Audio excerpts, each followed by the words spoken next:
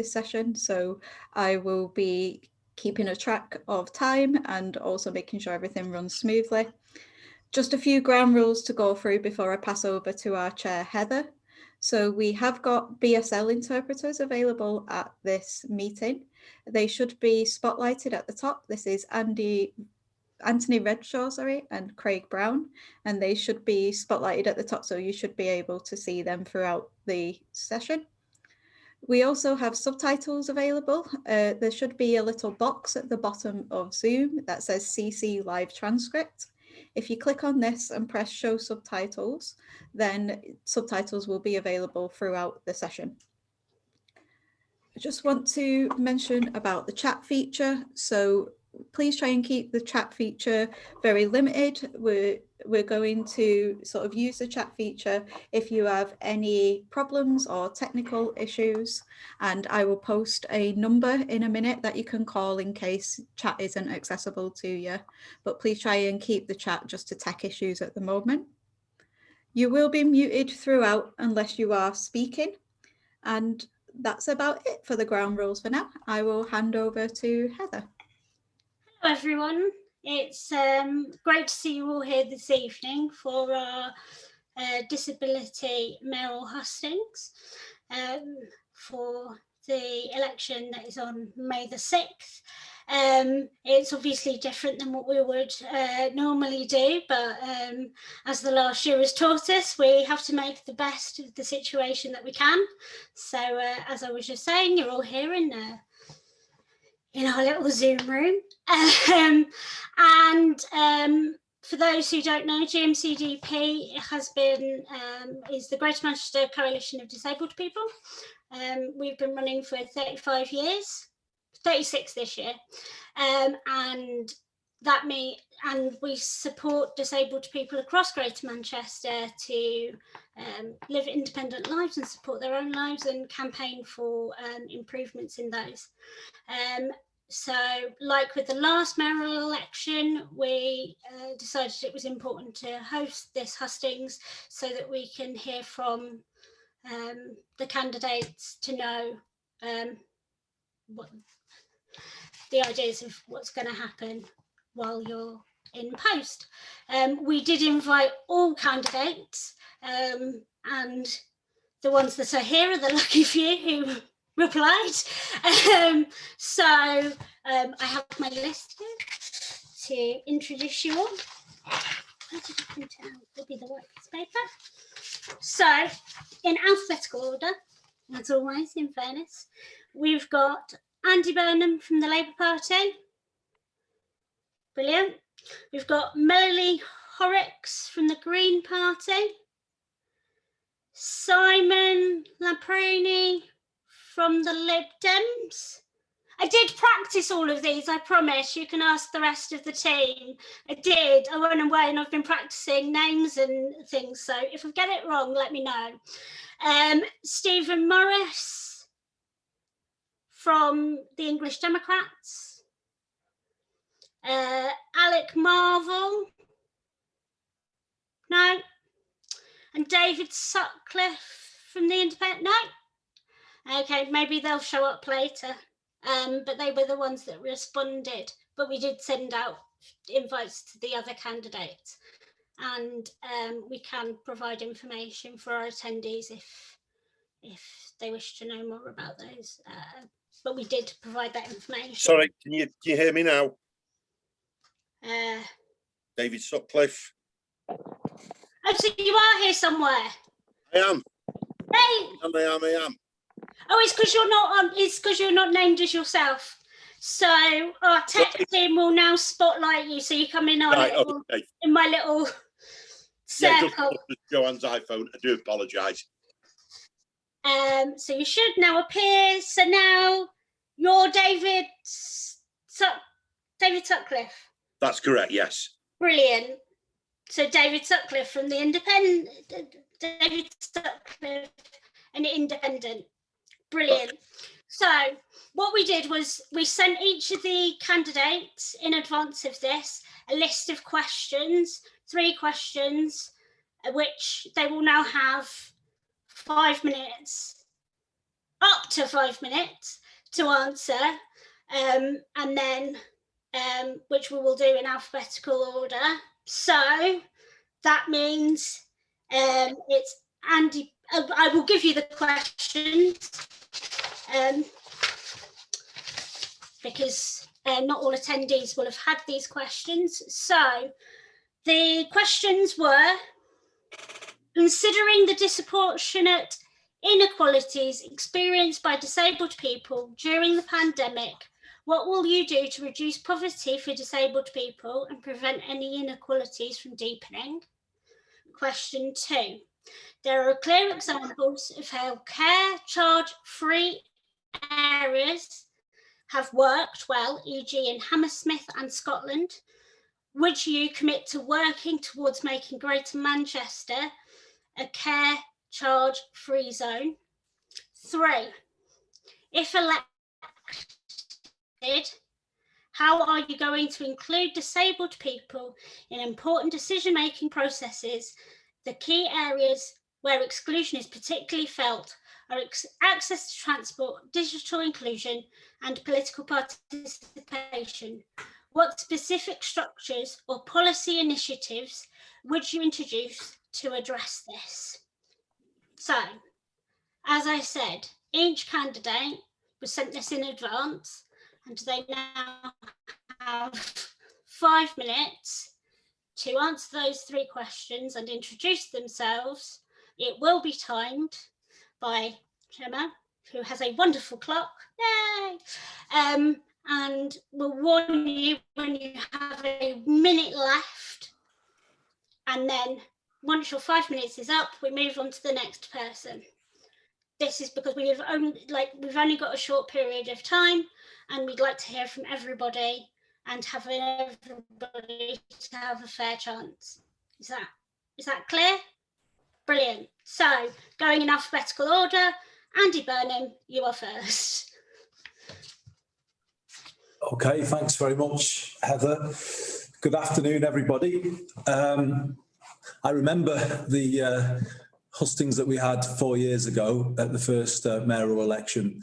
I remember it very well. And to be honest, what that brought out was a lot of things that we've worked on since, particularly the commitment that I made back then to put the voices of disabled people at the heart of Greater Manchester devolution through the creation of a disabled people's panel. That was the commitment I made at that election, and that's what I've done. We've created the panel. I'm so glad that we have, and I'll come back to that in a moment. But obviously today's about making a sort of wider introduction.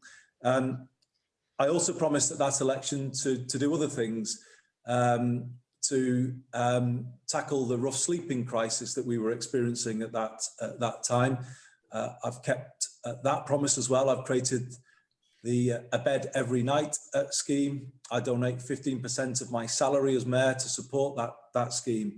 And we've brought about a big reduction in the number of people sleeping rough in Greater Manchester. About 500 people every night, just over, are supported through A Bed Every Night, and I'm very, very proud of that. I've, at this election, said that though we need to respond to the pandemic, and we need to go further actually in terms of tackling the inequalities that we've seen. You will know that we have recently commissioned or had an independent inequalities commission. And the agreement I've reached with the other 10 leaders coming out of the pandemic is that we need to put tackling inequality in Greater Manchester society, we need to make it the core mission really in terms of everything that we do. And our priorities need to be focused on giving all of our residents better support, better jobs, better homes, good lives for all. And that's very much the commitment that we're making as a Greater Manchester system. And this goes to the first question that was asked of us: how will we prevent the inequalities from deepening? I was really kind of taken actually by the survey, the big disability survey that our Greater Manchester Disabled People's Panel did in the middle of the last year. following the first lockdown. If we hadn't have had the Greater Manchester Disabled People's Panel, I don't think we would have heard the voices of disabled people and the experiences that they'd had. And I'm so glad we had the panel, because obviously its recommendations were really stark, or its findings were really stark in terms of the experience that people had been through. A couple stick in my head, 90% said the pandemic had a negative impact on their mental health.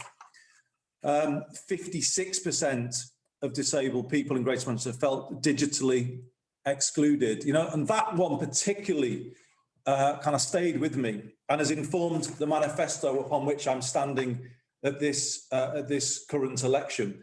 So I've made a commitment to work to bring and help all disabled people online. And that's something that I feel very passionate about, because this is where the conversation is happening now. And if people aren't online, they won't be part of the conversation. They won't be able to participate politically. And that was part of the question, Heather, that you asked as well. But also services are being delivered digitally now. And it's very important that we enable people to access services, to get support, for instance. 1 minute remaining, Andy. With mental health. Okay, I'll bring it to a close. But the second thing that was asked about was transport. I believe I'm the only candidate actually to make disability a real issue in this election campaign by setting Network Rail a deadline of 2025 to make sure all rail stations in Greater Manchester have step-free access. And I'm very serious about this. I'm pleased to see Diane Shaw on this call. She and her daughter Amber really put this issue on my agenda in my mayoral term, and we are really driving it forward. And this is what disabled people need: a strong voice. You ask about care charge-free areas. London has got a different council tax base. Scotland is funded differently. There isn't the money here to remove those charges. But absolutely, I've been a leading voice for the reform of social care. Social care provided on NHS terms is something I've long argued for and did so as Health Secretary and still do now. I've shown that I will be a strong voice for disabled people. I will continue to be if you re-elect me as your mayor. Thank you very much for listening, everybody. Brilliant. And now we hand over to, I'm terrible with the alphabet, if you can't tell. We now hand over to Melanie from the Green Party. Thank you. And can I start by saying good afternoon, and I hope I've done that correctly. I am really delighted to be here. And one of the proudest moments at the start of my campaign was when one of my friends, who is a disability rights activist across Greater Manchester, retweeted the start of my campaign and really just said, "You can trust Melanie, she is our ally." And you know what, I sat and was just wanted to burst, because that's exactly who I am, and to have it recognised by someone who I am filled with admiration for was amazing. I do want to get on to the questions you've asked, and starting with disabled people feeling disproportionate inequalities and how to prevent those deepening. What I really want to address is the fact that it's not just an individual issue when it comes to deepening inequalities. Quite often, the impact of a disability is felt by not just the individual who has that disability, but by their family and by those who are involved in caring for them. And that's particularly hard to navigate and to find a way around when there may or may not be help available and out there, but it's really hard to access, it's really hard to understand where to get that help, and it's really hard to get that support. And Andy, Simon and myself were at the GM Citizens Assembly last night, and we heard some incredible testimonies, in particular from two mums who have got children with autism, who were not just facing the ongoing problems with getting support and access, but actually really starting to question their self and their ability as parents as a result of the inability to get help and support.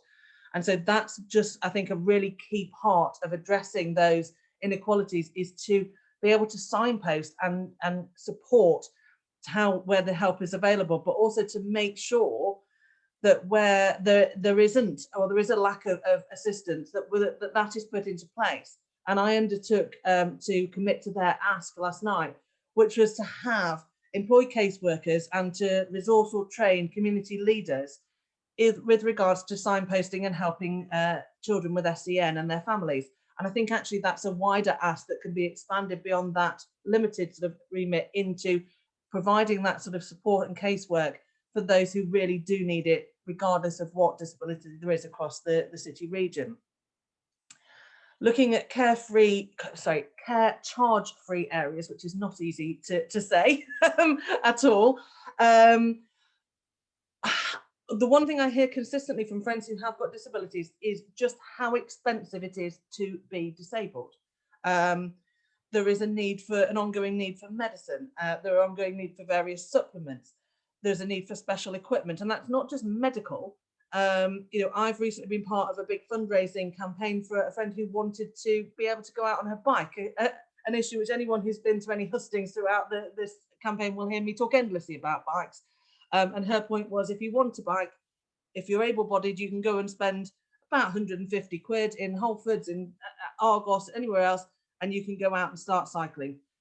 Her adapted trike was going to cost £3,000. So just being able to do something fun and recreational and take a bit of a mental health break costs so much money, it's prohibitive. But care charges just don't even address that before you even get to looking at buying that bike and that trike and going out and accessing sort of space and doing something. You're having to provide with regards to just basic human needs of eating and washing and just having basic decency. So I'm not going to argue with Andy that there isn't we're in a different situation in Greater Manchester, but I do think we need to look at what can be done, because I don't think those things should be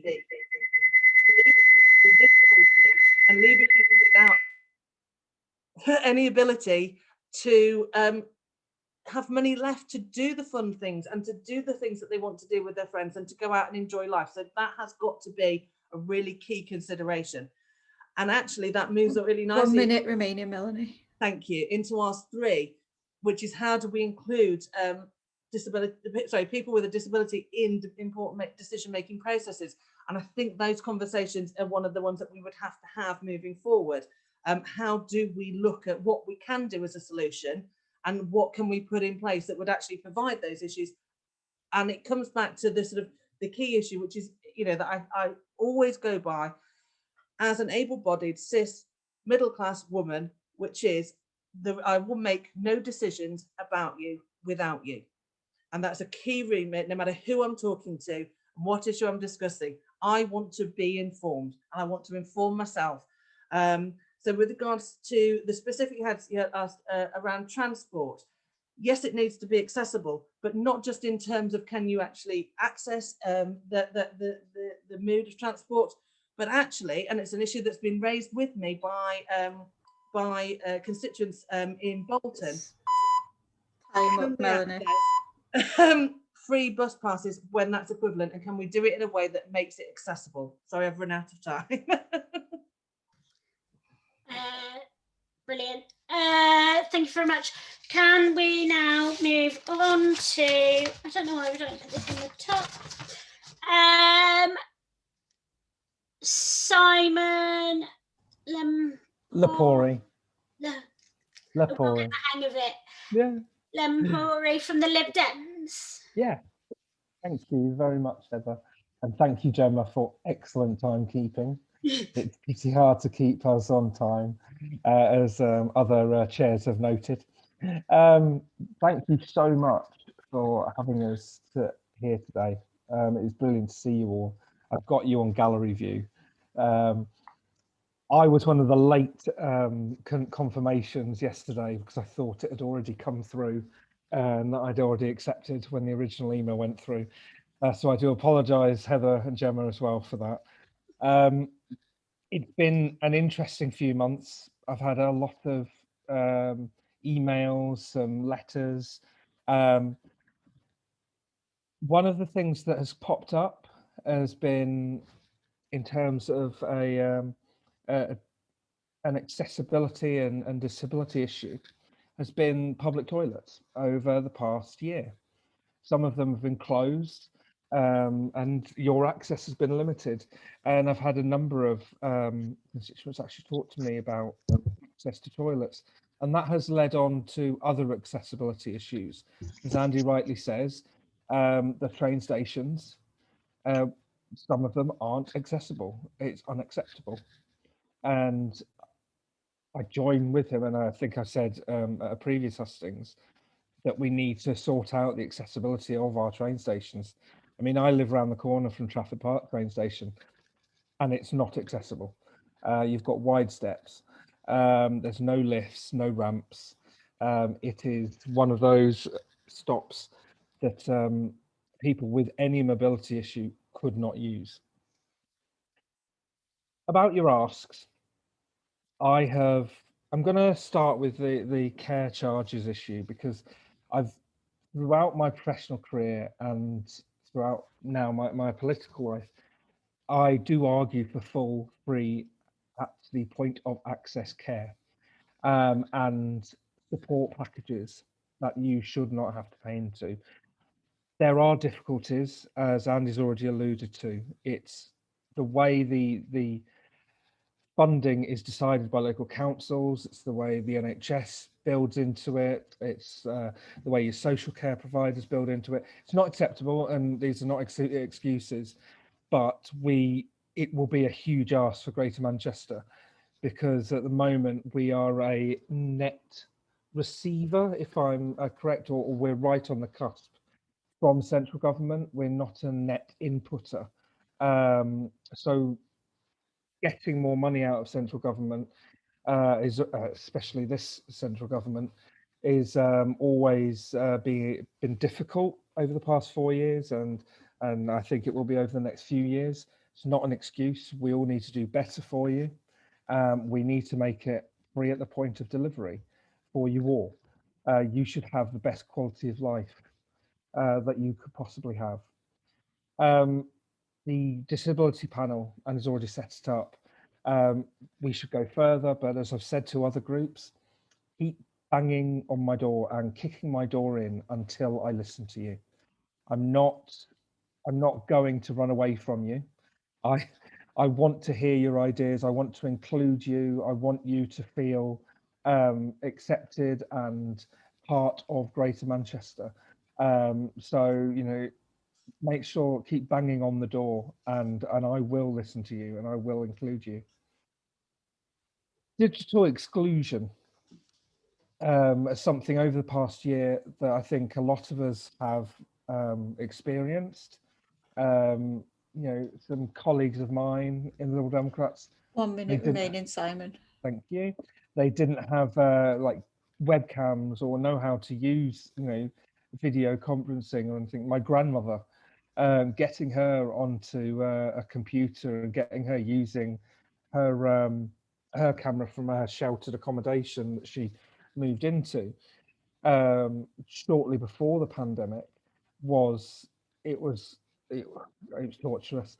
But we got there. Me and my 5 cousins managed to sort it out and get her using it properly. But that just shows that we need packages to allow you to access digital education, knowledge, tech know-how, so you can feel you understand it. Because we can put together a user guide, but if you're not comfortable using that guide or understanding it, you'll need someone there to help you through it all.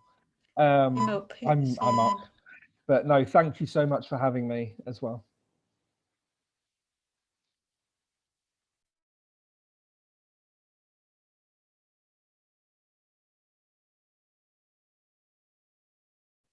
You're on mute, Heather.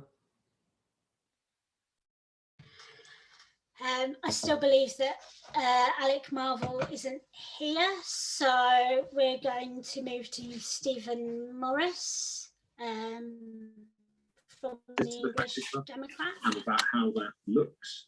These slides just start talking about all of that extensive work. It's another 40-page document, but making sure we're planning in the right way, making sure everyone...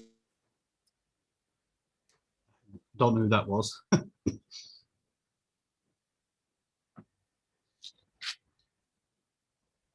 You okay, Heather, if I start now? No, I think the sound has now gone. So I think I don't know where that came from.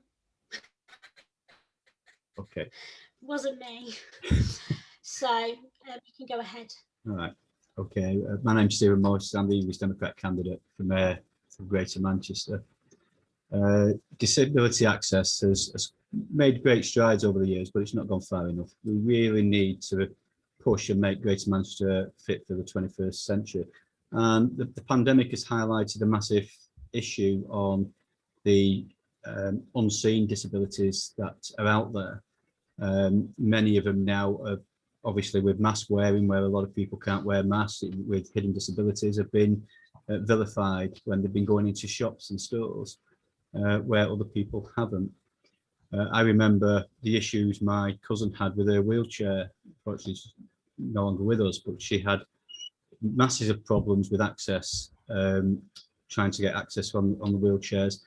And I remember representing Metrolink when I worked at Metrolink, and we went to look at the ordering of the new trams and the authorities' issues around mobility scooters. And we raised issues with the disability groups then on how we can make them more accessible. And the authorities ordering the trams just basically ignored what we said. It still gripes me to this day because I know exactly what they said and the legislation they were looking at. And we already had the phase 2 trams at the time, which complied with it and did exactly the same thing to allow full access to wheelchairs and mobility scooters. So I've been there arguing the points way back in my transport days.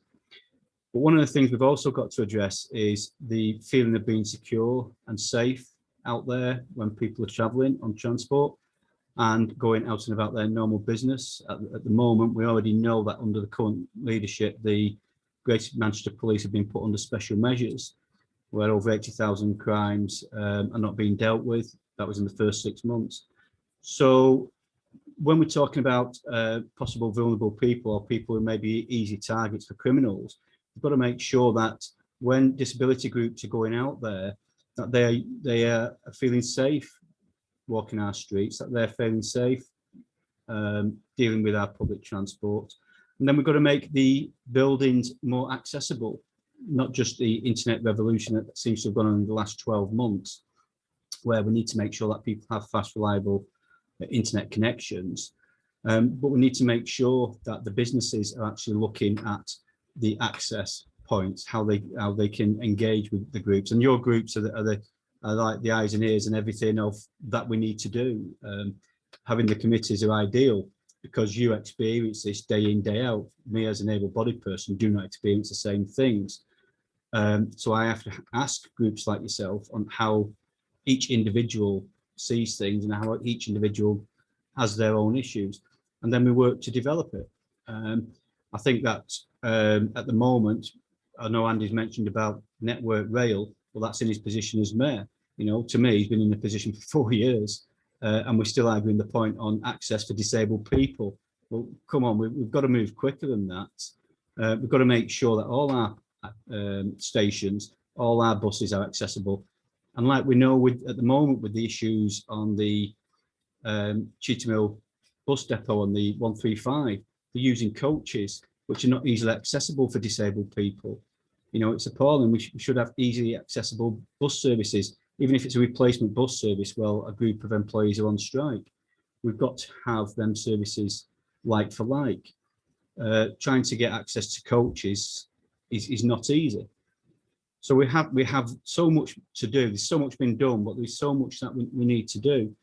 And to me, the pandemic has highlighted a massive issue, and we know this because we've already mentioned this in 1 minute remaining, the previous Stephen. hustings to do with mental health. There is a massive issue developing under mental health, which is unseen disabilities. It's developing, and we know we're going to have to deal with this. 813,000 people lost their jobs last year, 5 million still on furlough, wondering if they're coming back.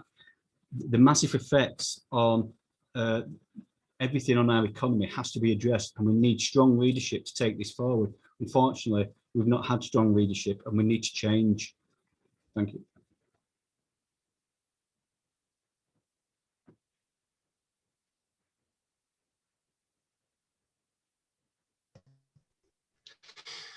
I'm on mute. You'd think I'd learn by now. So we've now got, thank you very much. And we now move on to David Sutcliffe, who is also an independent. So you've got 5 minutes. You're on mute. David, you're on mute.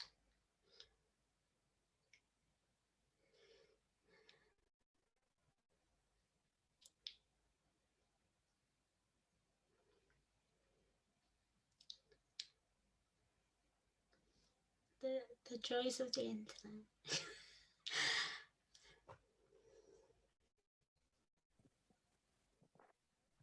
Do you hear me now? There we go. Yes. Brilliant.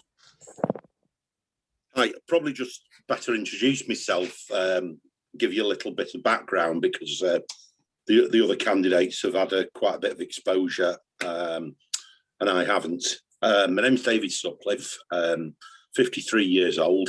I currently work and volunteer in food banks, and prior to this, I was an inspector with Greater Manchester Police for almost 29 years.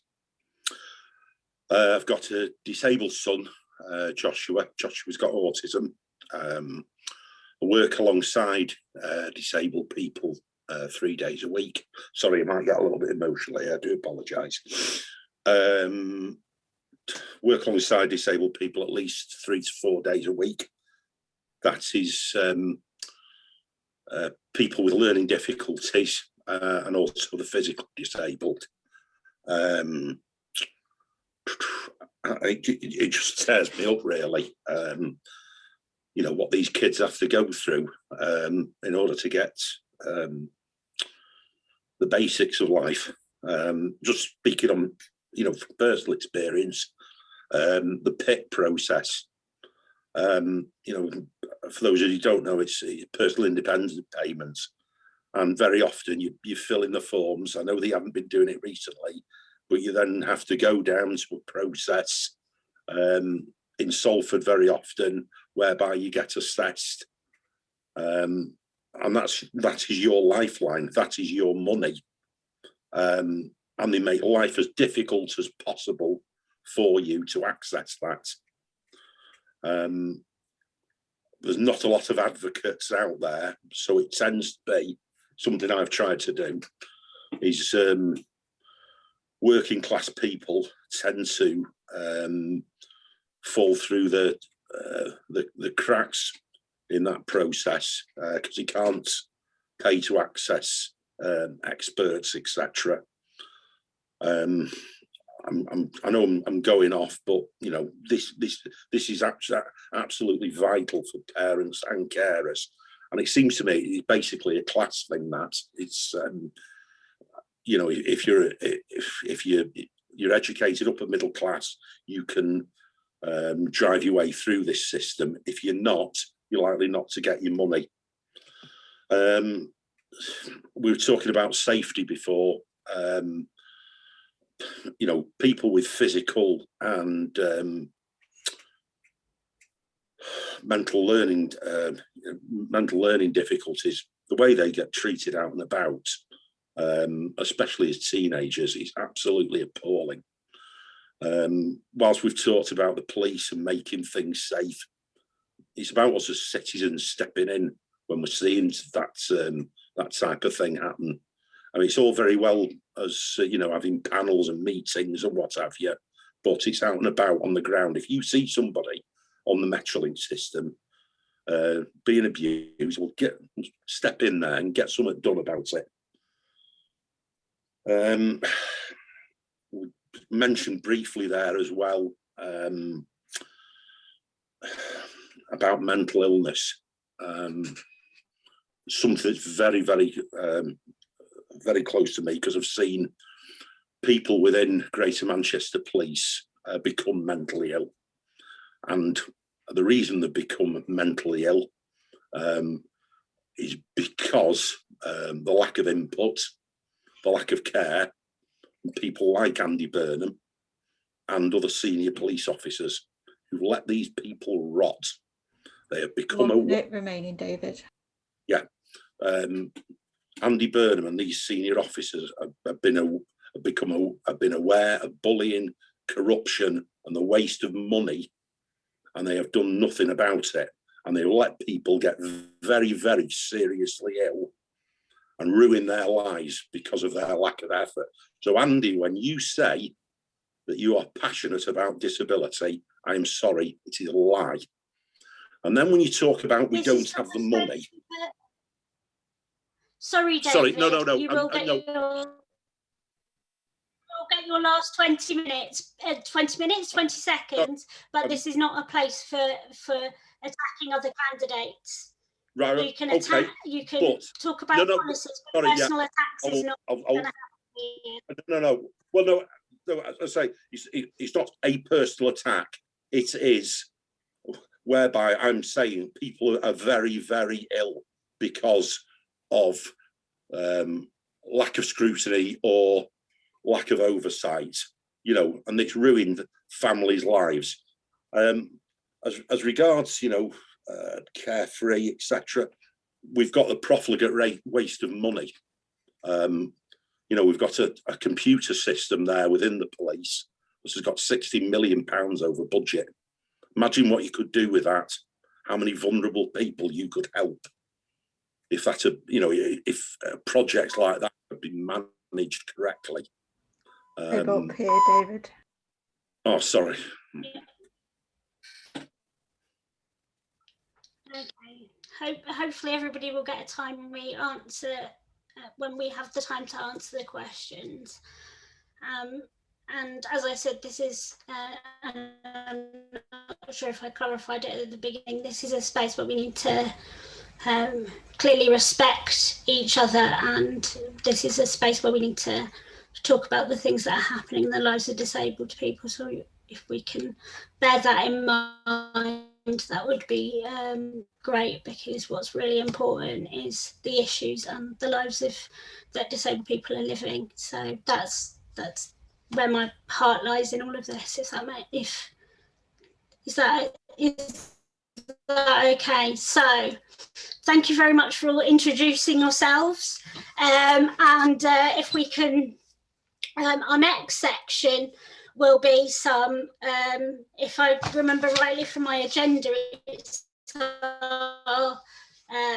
questions that have been, so we asked members to submit questions in advance, and then we've gone through those and we've selected questions that fit with some key issues that have been highlighted over recent times, but also to make members aware that you will have the opportunity, if people are agreeable, that we can also highlight these issues with you at a later date, possibly by email or letter, to get your opinions on those, because obviously we've only got a short period of time. Is that okay? Because we can only fit so much in so much time. So I'm going to go to my list of questions. Am I on the right track, Gemma? I've not skipped something, have I? No, brilliant. No, we're on the tracks. Fabulous.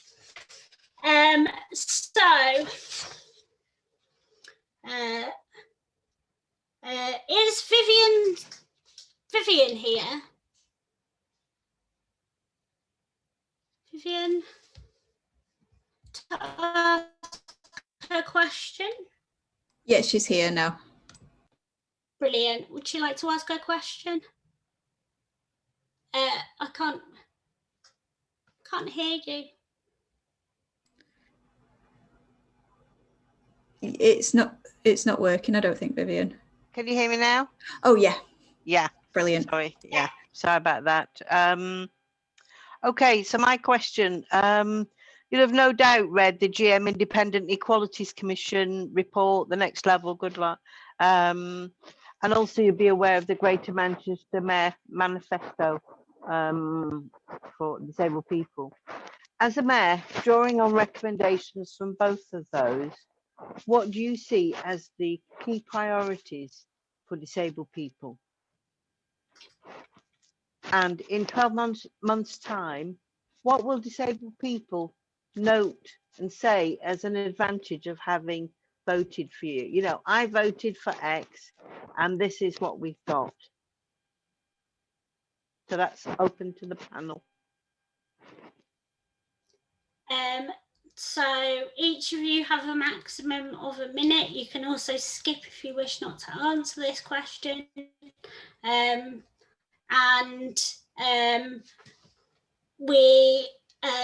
was told that convention says that I go backwards. So David, would you like to answer this question? You're on mute.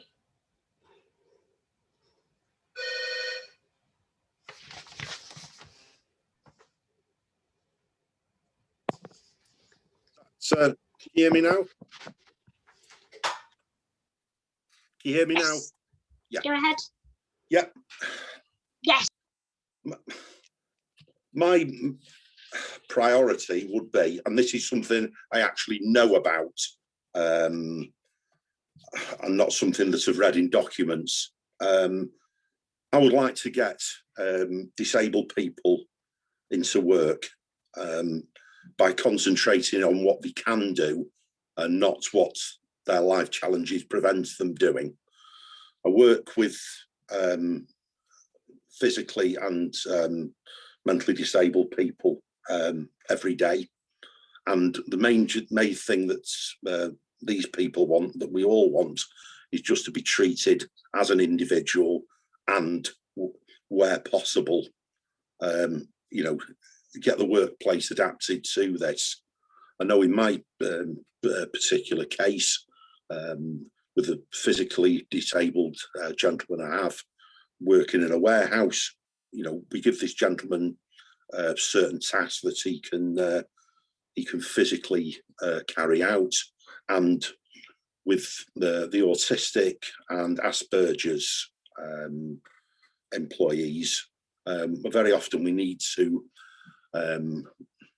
educate the rest of the staff in relation to their nuances, I would say, and their foibles. I went on a lot of training courses in relation to autism and Asperger's, and I've got to say I didn't really grasp it until I got up close and personal to it.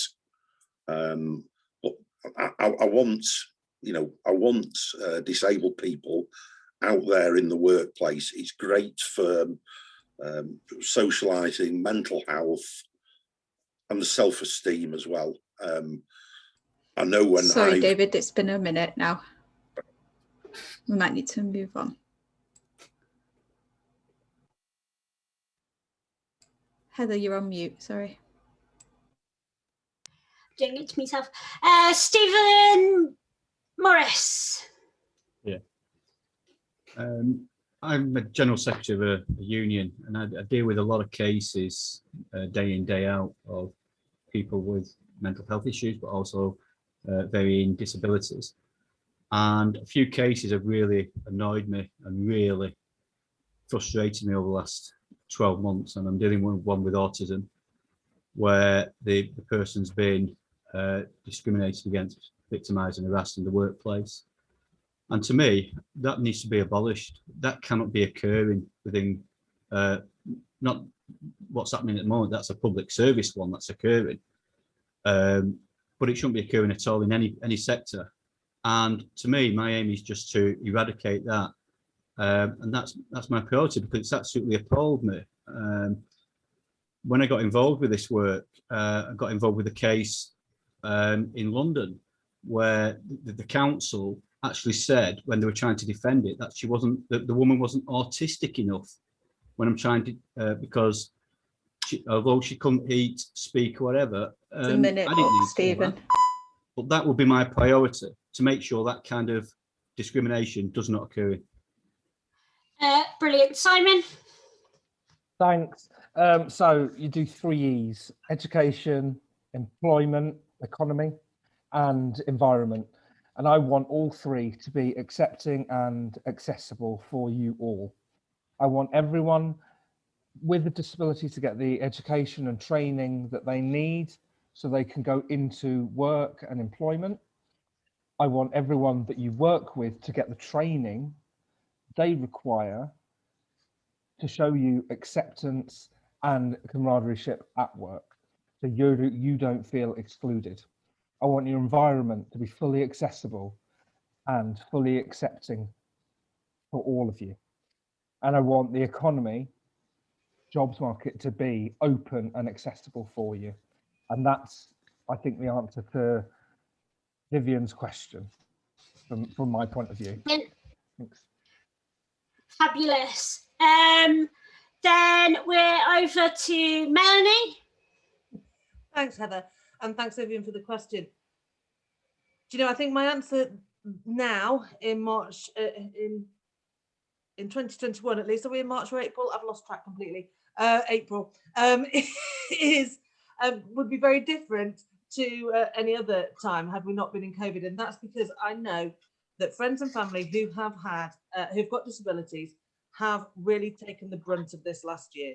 I have got good friends who genuinely have not left the house since 2-3 weeks before lockdown was formally announced by Boris, and that's because they are genuinely still terrified of the impact that that will, you know, that could happen to them because of the disabilities and because of COVID. So I think actually the initial starting point, if I were elected, would be to look at how do we deal with that as a reality? How do we deal with the issues that have come as an impact, particularly delays in medical treatment and problems in accessing medical treatment that have meant that issues have exacerbated and got worse. And that has been a very big reality across the last year. Minute up, Mel.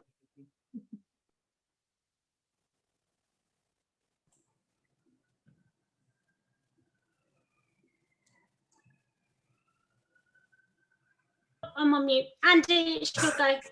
Thanks, Heather. So I agree with what Mel just said. I agree with what David said about employment support. But Vivian, if I'm to answer your question directly, what difference within 12 months? I think the thing that would make most difference to disabled people in Greater Manchester, which is absolutely under my control, would be to make our public transport system far more accessible and affordable than it currently is. I think that could make the biggest change. And it's why I'm bringing the buses back under public control, so that we can link them with trams and create a London-style system over both, where you can take as many buses and trams as you like in any day and only pay so much. The commitment I'll make to you today is to work with our disabled people's panel to have an access committee with regards to the design of the buses under the bus franchising system, so that they all have street level access, audio visual announcements on the buses, and obviously space for wheelchairs, which isn't currently available. So a much more, I want to build with you a much more accessible up here, Andy. public transport system.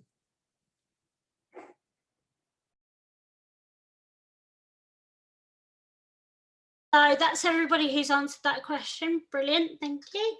Our next question, the person who submitted it didn't want to say it, so I'm going to say it on their behalf, which is,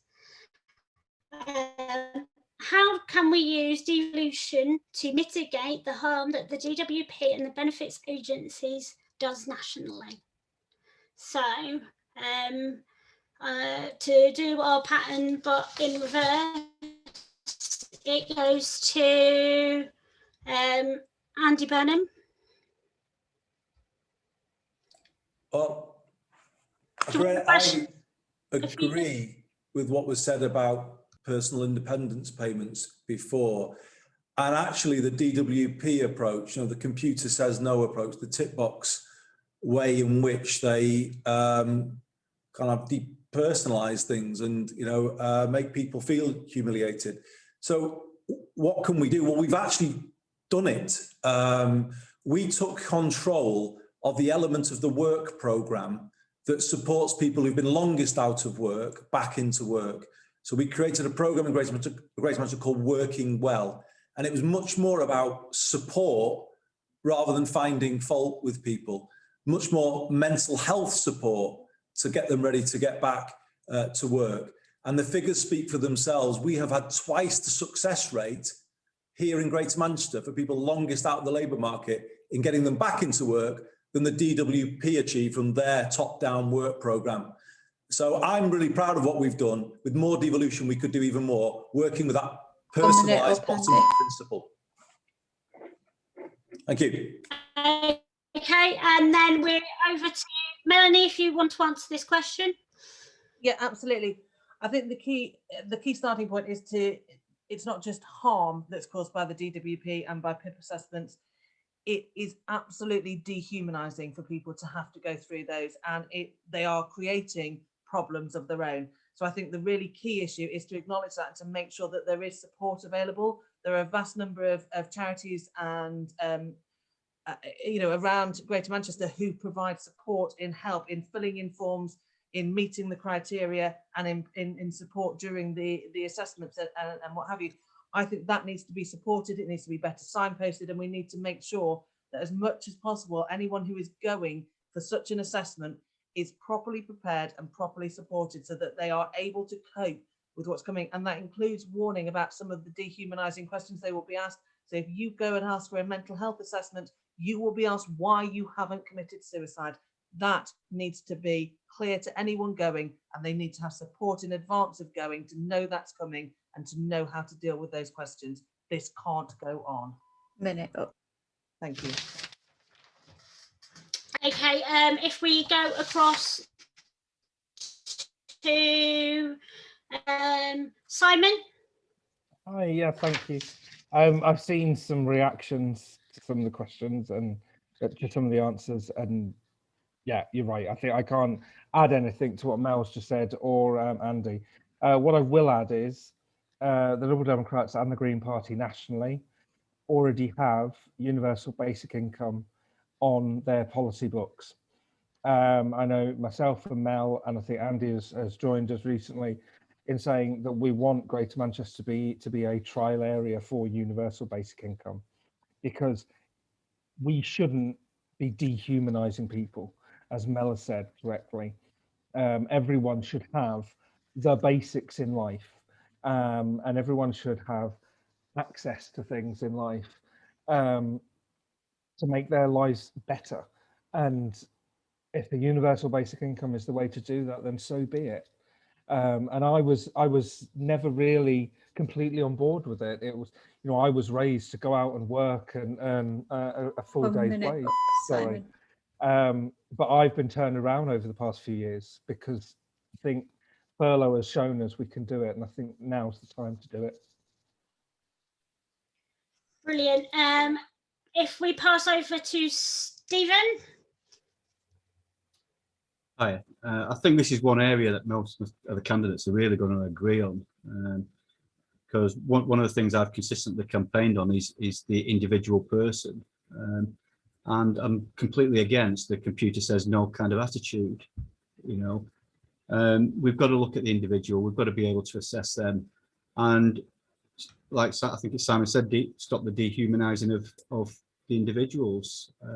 I've consistently campaigned on that throughout, and we need to make sure that you have access to all the facilities that you need.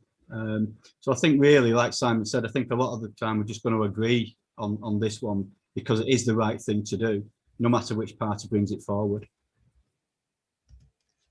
Brilliant. And then David, you've already spoken a bit about this. Is there anything extra you'd like to add on to it? You're on mute.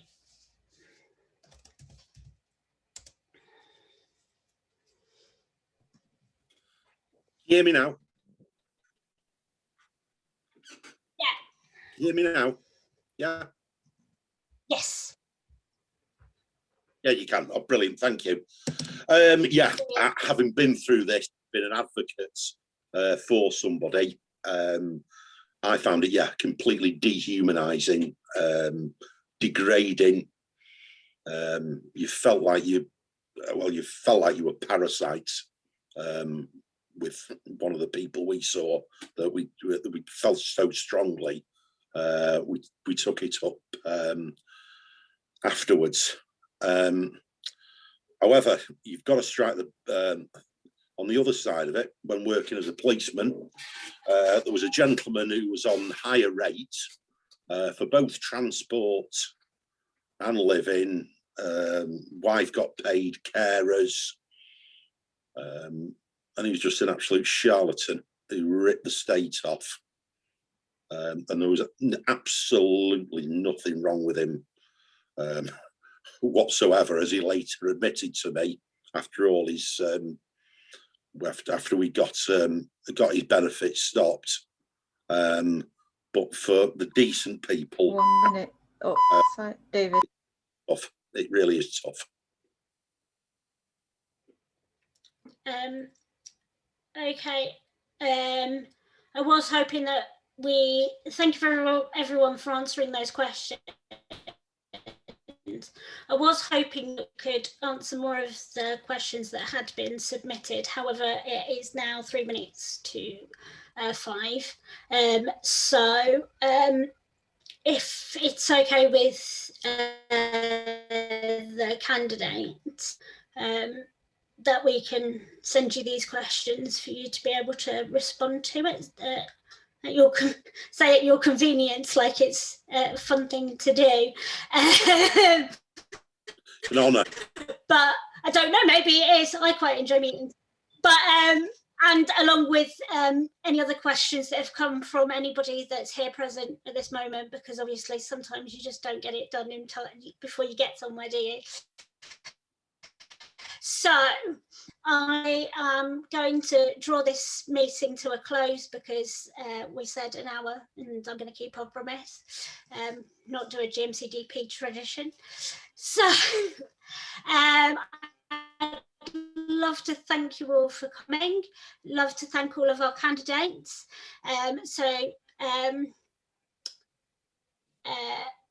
Yeah. That's it. All your questions will be saved and set. Somebody sent me a message. All your questions will be saved and sent on to the candidates as we run out of time. So yeah, so I'd love to thank you all for coming. So we've had, I'm going to do it in order. What will happen to the answers of those questions? Will they be made public?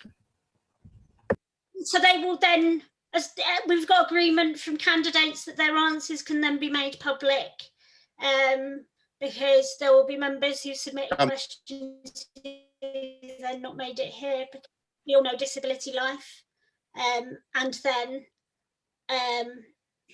as attendees should know, not candidates, attendees, there is an extra hour after this for us to